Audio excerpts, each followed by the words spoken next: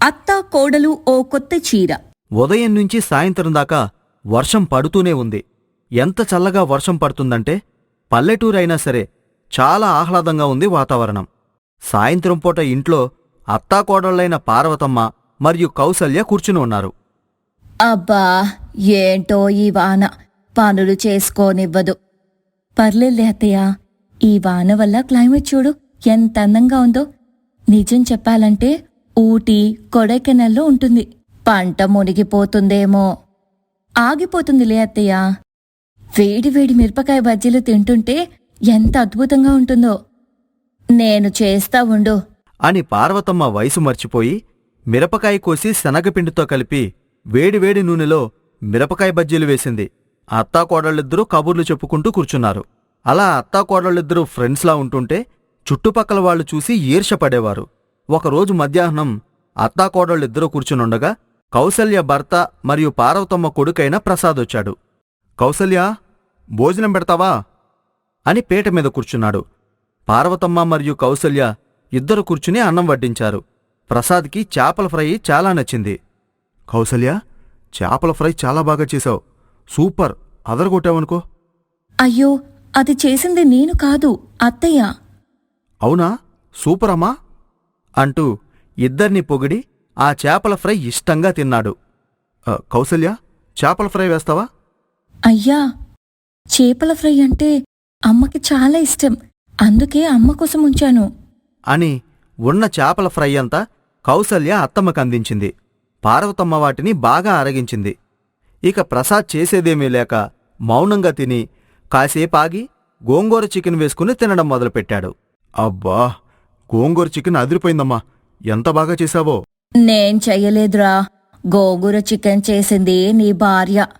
అవునా కౌసల్య, శబాష్ అని భార్యని బాగా పొగిడి తిన్నాడు. అమ్మా, ఇంకొంచెం గోంగూర చికెన్ వేస్తావా? లేదురా. అదేంటమ్మా, ఉంది కదా. ఊరుకోరా, పాపం కోడలి పిల్లకి గోంగూర చికెన్ అంటే చాలా ఇష్టం. నువ్వు తిను కౌసల్య అంటూ గోంగూర చికెన్ అంతా కౌసల్యకి వేసింది. కౌసల్య గోంగూర చికెన్ని ఎంతో ఇష్టంగా తినడం మొదలుపెట్టింది. మరిప్పుడు నేనేం తినాలి? అదేంట్రా అలా అంటావ్, పెరుగన్నం తిను అని పెరుగన్నం వేసింది. దేవుడా, ఎక్కడైనా అత్తకోడళ్ళు తిట్టుకుంటుంటే ఇంట్లో మనశ్శాంతిగా ఉండదు, కాని ఇక్కడేంటి అన్యోన్యంగా ఉంటే కడుపు మాడుతుంది అని బాధపడుతూ చేసేదేమీ లేక పెరుగన్నం తిని వెళ్ళిపోయాడు. ఇలా ఈ అత్తాకోడళ్ల అన్యోన్యం ఎంతోమందికి ఆదర్శమైంది. ఒకరోజు ప్రసాద్ ఒక చీరల షాప్కి వెళ్ళాడు. ఏమండి, ఒక మంచి చీరవండి. ఇక్కడుండేవి అన్ని మంచివే, మీకు ఎంతలో కావాలి? 1000 రూపాయల్లో మంచి పట్టు చీరవండి. 1000లో కావాలా, మంచి చీర కావాలా అని ఆ లేడీ సేల్స్ గర్ల్ అడగటంతో ప్రసాద్కి ఏం చేయాలో అర్థం కాలేదు. ఏదో ఒకటివ్వండి అని అడగటంతో ఆ సేల్స్ గర్ల్ గులాబీ రంగులో ఉన్న మంచి చీరని ఇచ్చింది. ప్రసాద్ బేరాలేమీ ఆడకుండా ఆ చీర తీసుకుని ఇంటికొచ్చాడు. అది టేబుల్ మీద పెట్టి ఇంట్లోకి వెళ్తూ ఉండగా పొలంలో పనిచేసే కూలీ వచ్చాడు. అయ్యగారా, మన జొన్నలు కొనడానికే ఎవరో సేటొచ్చాడు. ఓ, జానకిరామొచ్చాడా, పద వెళదాం అంటూ ప్రసాద్ వెళ్ళిపోయాడు. చీర అక్కడే ఉంది. కాసేపాగి అక్కడికి కౌసల్య వచ్చి ఆ ప్యాకెట్ ఓపెన్ చేసి చూసింది. అబ్బా, గులాబీ రంగు చీర ఎంత బావుందో, నాకిష్టమైన కలర్. ఆహా! కాని ఆ చీర తీసుకుని ఎంతో మురిసిపోయింది. నా బర్త్డే వస్తుంది కదా, గుర్తుపెట్టుకొని మరీ తెచ్చినట్టున్నారు అంటూ బాగా సంతోషపడింది. ఇంతలో పాలు పొంగిపోవడంతో ఆ చీర అక్కడ పెట్టి కిచెన్లోకి వెళ్ళింది. ఇంతలో అక్కడికి పార్వతమ్మ వచ్చింది. ఆ చీరను చూసి, ఈ వెదవకి నేనంటే ప్రాణం, నాకీ రంగు ఇష్టం, అలాగే జాతరొస్తుందని నాకోసం తీసుకొచ్చాడు అని ఆ చీర తీసుకుని ఒంటిమీద వేసుకుని అటూ ఇటూ తిప్పుకుని మురిసిపోయింది. ప్రసాద్ జానకిరాంతో వ్యాపారం మాట్లాడి ఇంటికి బయలుదేరాడు. ఇంటికి దగ్గరయ్యేసరికి ఇంటి ముందు చాలామంది గుమిగూడు ఉన్నారు. ఏంటి, ఇంతమందున్నారు, ఏమైంది అని కంగారు పడుతూ ప్రసాద్ ఇంటికొచ్చాడు. ఇంటికి వచ్చి చూస్తే ఇద్దరు అత్తాకోడళ్ళు దారుణంగా తిట్టుకుంటున్నారు. ఇప్పుడీ చీర కట్టి ఈమె ఎగిరెగిరిపోవాలా? వయసుకు తగ్గ పని చెయ్యాలి, ఎవరైనా చూస్తే నవ్విపోతారు. రసంలో చింతపండు ఎంత వేయాలో తెలీదు. నువ్వు నాకు తప్పు ఒప్పు చెప్తున్నావా? నా బర్త్డేకి ఆయన ప్రేమగా చీర తెస్తే కృష్ణ రామ అంటూ ఉండకుండా ఇదేంటో విచిత్రం. పెళ్ళైన కాడ నుండి వాణ్ణి కొంగుకి ముడి వేసుకున్నావు కదా, సరిపోలేదా? ఒక్క చీర నాకు తెచ్చిస్తే నీ కడుపు మండిపోతుంది. హా, ఈ వయసులో రంగురంగుల చీరలు కావాలా? అని ఇద్దరూ నోటుకొచ్చినట్టు తిట్టుకుంటున్నారు. ఇంతమందున్నా ఆడవాళ్లందరూ గుసగుసలాడుతున్నారు. ఇలా జరుగుతూ ఉండగా ప్రసాద్ ఇంట్లోకొచ్చాడు. వచ్చావారా? చెప్పు, ఈ చీర నా కోసమే అని నీ పెళ్ళానికి చెప్పు. చెప్పండి, నా బర్త్డే కోసం తెచ్చానని చెప్పండి. చెప్పరా? చెప్పండి. చెప్పరా? చెప్పండి. ఆగండి, మీరేంటి ఇలా కొట్టుకుంటున్నారు? మా విషయం పక్కన పెట్టండి. ఈ చీర ఎవరిది? ఈ చీర ఎవరిది? చెప్పండి. చెప్పరా? అని మాట్లాడుతూనే ఉన్నారు. ఇది దేవత కోసం తీసుకొచ్చింది అనగానే ఇద్దరూ ఆగిపోయారు. మర్చిపోయారా? ఈసారి పంట బాగా పండితే అమ్మోరికి చీర పెట్టి మొక్కు తీర్చుకోవాలి, అందుకోసం తీసుకొచ్చాను అని చెప్పగానే ఇద్దరూ ఉండిపోయారు. ప్రసాద్ అలా చెప్పి లోపలికి వెళ్ళిపోయాడు.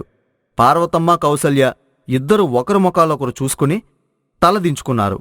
గుమిగూడన జనం వెళ్ళిపోయారు. కొన్ని రోజులు కౌసల్య, పార్వతమ్మ తలదించుకుని ఒకరి ముఖం ఒకరు చూసుకోలేకపోయారు. తర్వాత జాతర మొదలైంది. ఆ చీర తీసుకుని అత్తాకోడళ్ళు అమ్మోరికి సమర్పించాలని నవ్వుతూ వచ్చారు. మళ్లీ నవ్వుతూ ఉన్న అత్తాకోడళ్లను చూసి మిగతావారు ఈర్ష్యపట్టం మొదలుపెట్టారు. వీళ్ళిద్దరూ ఎలా కలిశారో, అసలు మళ్లీ ఎలా కలిసిపోయారో అందరికీ రహస్యమే. ప్రియ ప్రతిరోజు సాయంత్రం 6 దాటిందంటే చాలు, తాను తన గదిలో నుండి ఎట్టి పరిస్థితుల్లో కూడా బయటికొచ్చేది కాదు. ఏవండి, తొందరగా తినండి, 6 కావస్తుంది. త్వరగా వెళ్ళి పడుకోవాలి. హబ్బా, ఏంటే ఎప్పుడు చూసినా 6 అవుతుందంటే చాలు వెళ్ళి పడుకుందామనంటావు? అసలు చీకటి పడిన తర్వాత ఈ సిటీ ఎంత అందంగా ఉంటుందో నీకు తెలుసా? నాకదంతా తెలీదండి. మీకు నన్ను పెళ్లి చేసుకునే ముందే చెప్పాను కదా, 6 దాటితే నేను గదిలోకి వెళ్ళి పడుకుంటానని. అబ్బా, చెప్పావులేవే, 6 దాటితే చాలు ఈ పడుకోవడం ఏంటో ఏమో అంటూ రాహుల్ త్వరగా భోజనం చేసి ముగించుకుని గదిలోకి వెళ్ళిపోయాడు. అలా ప్రతిరోజు వాళ్ళిద్దరూ 6 గంటలు దాటితే చాలు గదిలోకి వెళ్ళిపోయి పడుకునేవారు. ఒకరోజు రాహుల్ చెల్లైన దివ్య వారిని చూడ్టానికి వచ్చింది. ఏం మర్దలా, బాగున్నావా? ఎలా జరిగింది ప్రయాణం? నేను బాగున్నాను దినా, ప్రయాణమంతా బాగానే జరిగింది. అలా వారిద్దరూ కొంతసేపు మాట్లాడుకున్న తర్వాత, అరెరే, అప్పుడే 6 దగ్గర పడుతుంది. రా దివ్య, తినేసి పడుకుందాం. అదేంటి వదినా, 6 గంటలకే పడుకోవడమేంటి వదినా? నేను రాత్రిపూట సిటీ బాగుంటుంది, చక్కగా సిటీ అంతా తిరగచ్చు అని ఇక్కడికొచ్చాను. మీ వదినకి ఇక్కడ రాత్రిపూట తిరగడం అస్సలు నచ్చదంట దివ్య. ఎప్పుడు చూడు ఇలానే సాయంత్రం కాగానే తినేసి పడుకుందామని అంటుంది. వదినా, అదేంటి, నువ్వింతవరకు రాత్రిపూట బయటికి వెళ్ళలేదా? ఆయన అలానే అంటారులే దివ్య. మనం ఒకరోజు ఖచ్చితంగా వెళ్దాము. కాని నువ్వు ఈరోజు ప్రయాణం చేసి అలసిపోయావు కదా, ఈరోజు విశ్రాంతి తీసుకో అని చెప్పి దివ్యని తన గదిలోకి పంపించేసింది. ప్రియా, రాహుల్ వారి గదిలోకి వెళ్ళిపోయారు. ఆ మరుసటి రోజు సాయంత్రం కూడా ప్రియ అలానే త్వరగా రాహుల్ని తీసుకుని తన గదిలోకి వెళ్ళి పడుకుంటుంది. దివ్యకి ఏమీ అర్థం అవ్వలేదు. అదేంటి, మా వదిన రోజు సాయంత్రం 6 కాగానే ఒక్క నిమిషం కూడా ఆలస్యం చేయకుండా తన గదిలోకి వెళ్ళిపోతుంది. ఎందుకబ్బా? ఇందులో ఏదో పెద్ద రహస్యమే ఉన్నట్లుగా ఉంది అని ఆలోచిస్తూ పడుకుంది దివ్య. ఆ తెల్లవారుజామున దివ్య తన అన్నయ్య దగ్గరికి వెళ్ళి, అన్నయ్య, ఎందుకు వదిన అలా రాత్రి బయటికి రాదు? ఎందుకు తనకి చీకటంటే భయమా? ఏమో, నాక్కూడా తెలీదు దివ్య. నాకు పెళ్ళైన రోజు నుండి తను అలానే ఉంటుంది. నేను తన్ని పెళ్లి చూపులకు వెళ్ళిన రోజు అసలు ఏమైందంటే, రాహుల్ తన అమ్మానాన్నలతో కలిసి ప్రియని పెళ్లి చూపులు చూడ్డానికి వెళ్ళాడు. రాహుల్కి ప్రియ చాలా బాగా నచ్చింది. అమ్మా, నేను తనతో కొద్దిసేపు మాట్లాడొచ్చా? పెళ్లి కాకుండా అమ్మాయితో మాట్లాడడం తప్పురా అంటూ రాహుల్ తల్లి తన్ని సముదాయిస్తూ ఉంది. అప్పుడు ప్రియ అందరిలో గట్టిగా, నేనబ్బాయితో కొద్దిసేపు ఒంటరిగా మాట్లాడాలి అని అంది. దానితో అందరూ తనని ఆశ్చర్యంగా చూశారు. ఆ తర్వాత రాహుల్, ప్రియ ఇద్దరూ పక్కకు వెళ్లారు. చెప్పండి, ఏదో మాట్లాడాలని అన్నారు. ఏం లేదండి, నేనీ పెళ్లి చేసుకోవాలంటే నాకు కొన్ని కండిషన్స్ ఉన్నాయండి. కండిషన్సా? ఏంటవి? నాకు చీకటంటే చాలా భయం. రోజు సాయంత్రం 6 దాటగానే మనం గదిలోకి వెళ్లి పడుకోవాలి. ఒకవేళ మీకు ఏదైనా పని ఉండి 6 తర్వాత ఇంటికి వస్తే మాత్రం మీరు వేరే గదిలో పడుకోవాలి. అన్నిటికన్నా ముఖ్యం, మన పెళ్లైన తర్వాత ఒక 2 సంవత్సరాలు మీ అమ్మ నాన్నలకి దూరంగా ఉండాలి. ఇలా తన కండిషన్స్ అన్నీ చెప్పింది. రాహుల్కి ప్రియా బాగా నచ్చటంతో, ప్రియా, నాకు నీ కండిషన్స్ అన్నీ ఇష్టమే అని చెప్పాడు. రాహుల్ ఇష్టమే అని చెప్పడంతో ప్రియా పెళ్లికి ఒప్పుకుంది. ఇలా జరిగిన విషయం అంతా పోసగుచ్చినట్టు తన చెల్లికి చెప్పాడు రాహుల్. అన్నయ్య, మరిదెందుకు నాకింతవరకు చెప్పలేదు నువ్వు? నేను పెళ్ళైన కొన్ని రోజుల తర్వాత తన్ని మార్చుకోవచ్చనే అనుకున్నాను, కానీ ఇదిగో పెళ్ళై ఇన్ని నెలలవుతున్నా కూడా తన్ని కొంచెం కూడా మార్చలేకపోయాను అంటూ రాహుల్ తన బాధని చెప్పాడు. అప్పుడు దివ్యకి ఒక ఆలోచనొచ్చింది. అన్నయ్య, నువ్వీరోజు వదినకి ఆలస్యంగా వస్తాను, తనని పడుకోమని చెప్పు అని చెప్పింది. రాహుల్ అలాగే అని దివ్య చెప్పినట్టుగా తన భార్యకి చెప్పాడు. ఎప్పటిలాగే ప్రియా 6 గంటల కంటే ముందే తినేసి తన గదిలోకి వెళ్లి పడుకుంది. దివ్య కూడా తినేసి తన గదిలోకి వెళ్లి పడుకున్నట్టుగా నటిస్తూ కొద్దిసేపు అవగానే లేచి తన వదిన గది దగ్గరికి వెళ్లి కిటికీలోంచి లోపలికి తొంగిచూసింది. గదిలో ప్రియా కాకుండా ఒక రాక్షసి ఉంది. దివ్య ఆ రాక్షసిని చూసి భయపడుతూ తన గదిలోకి వెళ్ళిపోయింది. అన్నయ్య, అన్నయ్య, వదిన మనిషి కాదు, దయ్యం అన్నయ్య, నిన్న కళ్ళతో చూశాను అంటూ భయపడుతూ చెప్పింది. ఏంటి దివ్యా, ఏం మాట్లాడుతున్నావు నువ్వు? నువ్వు దేన్నో చూసి భయపడినట్టుగా ఉన్నావు. అజ్జో, నేను చెప్పేది నిజమన్నయ్య. కావాలంటే నీకీరోజు సాయంత్రం చూపిస్తాను. అలా వారిద్దరూ ప్రియ గదిలోకి వెళ్లగానే ప్రియకి తెలియకుండా చాటుగా కిటికీ దగ్గర నిలబడి ప్రియని చూస్తూ ఉన్నారు. అప్పుడు ప్రియ మెల్లిమెల్లిగా రాక్షసిలాగా మారిపోతూ ఉంది. అది చూసిన వారిద్దరూ వణికిపోతూ భయపడుతూ ఉన్నారు. ఆ మరుసటి రోజు ఉదయం ప్రియ ఎప్పటిలానే ఇంటి పనులన్నీ చేస్తూ ఉంది. అన్నయ్య, చూసావా? రాత్రేమో దయ్యం, పగలేమో మామూలు మనిషిలా నటిస్తూ ఉంది. ఉండు, ఈ రోజుతో అదో నేనో తేలిపోవాలి. జాగ్రత్త అన్నయ్య, కొంచెం తేడా వచ్చినా మనమిద్దరం ఉండం. నేను చూసుకుంటాను కదా అని ప్రియ దగ్గరికి వెళ్ళి, ప్రియా, అసలెవరు నువ్వు? ఎందుకు 6 దాటిన తర్వాత నువ్వు దెయ్యంలా మారిపోతూ ఉన్నావు అంటూ గట్టిగా నిలదీశాడు. అప్పుడు ప్రియా తడబడుతూ, ఏవండి, మీరు చూసారా? అయ్యో, ఇన్నాళ్ళు ఈ రహస్యం మీకు తెలియకూడదని ఎంత ప్రయత్నం చేశాను. ఏం రహస్యం వదినా? అసలు నువ్వు ఎందుకు రాత్రి దయ్యంలా మారిపోతున్నావు? ప్రియ తనకి పెళ్లి కానప్పుడు ఏం జరిగిందో చెప్పటం మొదలుపెట్టింది. నాకు విహారయాత్రలంటే చాలా ఇష్టం. ఒకరోజు నేను నా ఫ్రెండ్స్తో కలిసి హిమాలయాలకి వెళ్ళాము. అక్కడ గడ్డ కట్టే అంత చలిలో నేనొక గుహ లోపలికి వెళ్ళాను. అక్కడొక ఋషి ధ్యానంలో ఉండగా నేనతన్ని చూసి, ఏంటి, ఇతను నిజంగానే ధ్యానం చేస్తున్నాడా అంటూ నేనతన్ని పరీక్షిస్తూ ఉండగా అతను కళ్ళు తెరిచి, పాపి, నాకు దూరంగా ఉండుము. నీవు నన్నే పరీక్షిస్తున్నావా? ఇక నుండి సంపూర్ణ 5 చంద్రగ్రహణములు అయిపోయే వరకు నువ్వు రాత్రిపూట రాక్షస రూపం పొందుదువుగాక అంటూ ఆ ఋషి శపించాడు. ఆ విషయాన్ని వారిద్దరికి చెబుతూ బాధపడింది ప్రియ. ఆ శాపం మీకు ఎక్కడ తెలిసిపోతుందో అని మిమ్మల్ని ఇన్ని రోజులు మీ అమ్మా నాన్నలకి దూరంగా తీసుకొని వచ్చాను. ఇంకో నెల రోజులైతే 5 సంపూర్ణ చంద్రగ్రహాలు అయిపోతాయి. నా శాపం తొలగిపోతుంది అని చెప్పింది ప్రియ. నన్ను క్షమించు వదినా, నీ శాపం గురించి తెలియక నిన్ను దయ్యమని అన్నాము. అయ్యో, మరేం పర్వాలేదు దివ్యా. ఆ తరువాత నెల రోజులకి ప్రియ శాపం తొలగిపోయి దాదాపు 5 సంవత్సరాల తర్వాత రాత్రిపూట బయటకొచ్చింది. ఒక ఊర్లో ఉమాపతి అనే మధ్యతరగతి వ్యక్తి ఉన్నాడు. అతనికి నందిని, రంజని అనే 2 కూతుళ్లు ఉన్నారు. పెద్ద కూతురు నందిని చిన్నప్పటి నుంచి కాస్త చురుకుదనం తక్కువ ఉన్న పిల్ల. దీంతో ఆమెకి ఏ విషయంలోనూ ఎక్కువ స్ట్రెయిన్ ఇచ్చేవారు కాదు. ఆమె ఇష్టానికి వదిలేసేవారు. కాని చిన్న కూతురు రంజని మాత్రం చాలా చురుకైన పిల్ల. పైగా ఎన్ని ఇబ్బందులొచ్చినా తట్టుకుని గట్టిగా నిలబడగలిగే మొండిది కావటంతో ఆమెని ఏ విషయంలోనైనా కాస్త ఫోర్స్ చేసి మరీ చేయించేవారు. ఇలా ఏళ్లు గడుస్తున్నాయి. పెద్ద కూతురు నందిని మాత్రం తన తల్లిదండ్రులు తనకన్నా తన చెల్లినే ఎక్కువ ప్రేమగా చూసుకుంటున్నారు అనే భావనలో పెరిగి పెద్దదవుతుంది. అందుకే ఒకరోజు తల్లిని ఇలా అడుగుతుంది. అమ్మా, ఏంటే మీరింటికి పెద్ద కూతుర్ని నన్ను వదిలేసి ప్రతిదానికి చెల్లినే ఎంకరేజ్ చేస్తారు? అన్ని విషయాలను నేనే సర్దుకోవాలా? మీకు నేనంటే అసలు ఇష్టం లేదు కదూ, నాకు తెలుసులే అని అలిగినట్టుగా మాట్లాడుతుంది. అప్పుడు తల్లి నందినితో ఇలా బదులిస్తుంది. చూడమ్మా, ఏ తల్లిదండ్రులకైనా సరే తమకి 2 పిల్లలుంటే 2 2 కళ్ళులాగా, అంతేకాని అందులో ఒకరిని ఒకలాగా ఇంకొకరిని ఇంకోలాగా ఎవరూ చూడరు. నువ్వు చిన్నప్పటి నుండి కాస్త సుకుమారంగా పెరిగావు కనుక నీకు ఏ కష్టమైన పనులు చెప్పి నిన్ను ఇబ్బంది పెట్టకూడదని అలా చేస్తాం. ఇక సర్దుకోవడమంటావా, అది నీ చాయిస్. కాని నిన్ను మేము ఎప్పుడూ సర్దుకోమని చెప్పలేదే. ఇక చెల్లి చిన్నప్పటి నుంచి బండగా మొండిగా పెరిగిన పిల్ల కనుక దానికి ఏం చెప్పినా శ్రమ పడకుండా చేస్తుంది. నిజానికి నీకన్నా ఎక్కువ అదే అన్ని విషయాలకి సర్దుకుంటుంది. అంతేకాని నువ్వు తక్కువ కాదు, అది ఎక్కువ కాదు మాకు అని తల్లి ఎంత చెప్పినా ఆ క్షణానికి సరే అనేది కాని తన చెల్లి మీద ఉన్న ప్రేమతో చిన్నప్పటి నుంచి తనకి ఏ స్వేచ్ఛ ఇవ్వలేదు అనే భావన మాత్రం నందినిలో పోలేదు. అలాగే అక్కా చెల్లెలిద్దరికీ పెళ్లి వయసు వస్తుంది. ఇద్దరికీ చక్కటి సంబంధాలు వస్తాయి. అందులోనూ పెద్ద కూతురికి మంచి ఉద్యోగస్తుడి సంబంధం వచ్చింది. కాని చిన్నదానికి ఏదో చిన్న వ్యాపారం చేసుకుంటున్న సంబంధం వస్తుంది. అప్పుడు తల్లి తండ్రితో ఇలా అంటుంది.